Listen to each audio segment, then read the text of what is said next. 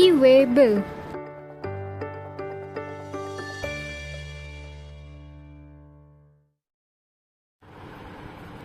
So friends, अब हम बात करते हैं ई वे बिल के बारे में। So what is the meaning of E way bill?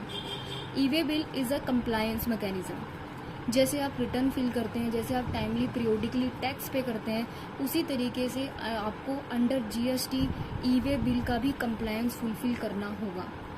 अब ई वे बिल कौन जनरेट करेगा? तो ई वे बिल जो भी टैक्स पेयर है, जो भी रजिस्टर्ड पर्सन है, जो मूवमेंट ऑफ गुड्स करवा रहा है, फॉर एग्जाम्पल वो एक जगह से अपना माल दूसरी जगह ट्रांसपोर्ट कर रहा है टू कस्टमर, तब तक उसको ई वे बिल जनरेट करना होगा।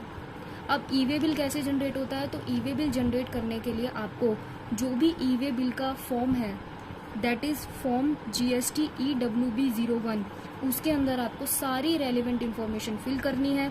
और इससे पहले कि आपका जो कन्वेंस है, फॉर एग्जांपल अगर ट्रक है, वो अगर अपने ट्रांसपोर्टेशन के लिए निकले, उससे पहले ही आपको सारी इन्फॉर्मेशन फॉर्म EWB01 में डालकर GST पोर्टल से जनरेट करना है।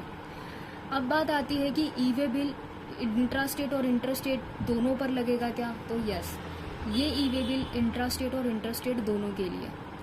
अब बात आती है कि व्हाट इज़ इंट्रा स्टेट और what is inter state supply. तो इंट्रा स्टेट सप्लाई होता है जब supplier with in one state he, for example supplier जिस स्टेट में, अगर उसी स्टेट में सप्लाई कर रहा है तो that is intra state supply, और अगर सप्लायर किसी दूसरे स्टेट में सप्लाई कर रहा है तो that is inter state supply. Means with in one state अगर सप्लाई हो रही है तो इंट्रा स्टेट सप्लाई है, और अगर विद इन 2 स्टेट सप्लाई हो रही है that is inter state supply.